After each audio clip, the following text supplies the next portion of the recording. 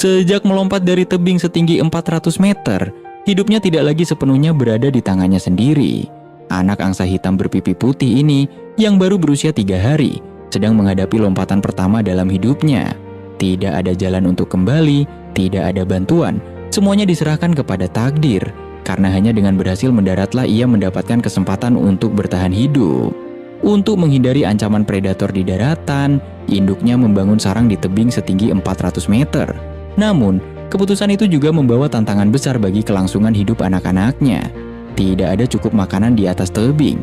Perlahan mereka mulai kelaparan, tetapi untuk mendapatkan makanan yang cukup, mereka harus melompat dari tebing setinggi 400 meter dan melakukan perjalanan sejauh 1 kilometer menuju sungai untuk mencari makan. Sang induk berhasil mendarat dengan selamat. Ia berdiri dengan cemas di bawah tebing sambil terus memanggil anak-anaknya. Tetapi anak-anak angsa ini bahkan belum belajar terbang.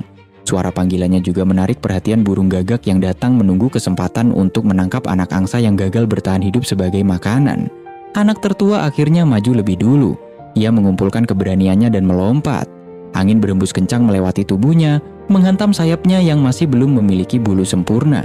Pemandangan yang bergerak cepat saat tubuhnya jatuh membuatnya secara naluriah mengepakkan sayap. Satu-satunya cara untuk bertahan hidup adalah dengan mendarat menggunakan bagian perut terlebih dahulu. Setelah benturan keras, anak pertama berhasil mendarat. Namun keberuntungannya seolah berhenti sampai di sana. Burung gagak yang sudah menunggu dari kejauhan tidak akan melewatkan kesempatan ini. Sang ayah segera berlari melindungi anaknya, tetapi meskipun sudah berusaha sekuat tenaga, ia tetap tidak mampu mencegah tragedi itu. Tangisan sedih sang ayah menggema di seluruh lembah. Anak kedua dipenuhi rasa takut dan cemas, tetapi ia tetap harus melompat. Sayapnya belum mampu mengendalikan arah tubuhnya. Ia terus menghantam dinding tebing berkali-kali. Sang induk hanya bisa berdiri menyaksikan tanpa mampu berbuat apa-apa. Akhirnya, anak angsa itu kehilangan nyawanya akibat benturan yang terus terjadi. Kini hanya tersisa satu anak angsa yang lemah dan tak berdaya. Ia menatap jurang di bawahnya dan melihat bulu-bulu saudara-saudaranya yang telah pergi, tetapi angin belum sempat menerbangkannya. Dengan tekad kuat, ia akhirnya melompat. Lompatannya sempurna. Tubuhnya berhasil menjaga jarak aman dari dinding tebing. Ia berusaha keras mengendalikan tubuhnya dan memperlambat kejatuhannya.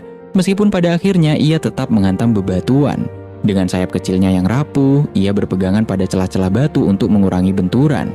Kemudian membawa harapan dari orang tuanya dan seolah mendapat pelindungan dari dua saudaranya yang telah tiada, ia memutuskan untuk melanjutkan perjalanan terakhirnya.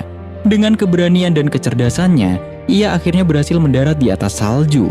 Benturan keras membuat tubuh kecilnya terus terguling menuruni gunung. Sang induk yang tidak memedulikan bahaya mencoba menggunakan tubuhnya untuk menghentikan jatuhnya sang anak. Tetapi usahanya sia-sia. Untungnya, di tengah perjalanan jatuh, anak angsa itu tertahan oleh sebuah batu. Akhirnya, ia berhasil selamat dan bisa mulai mencari makan bersama kedua orang tuanya.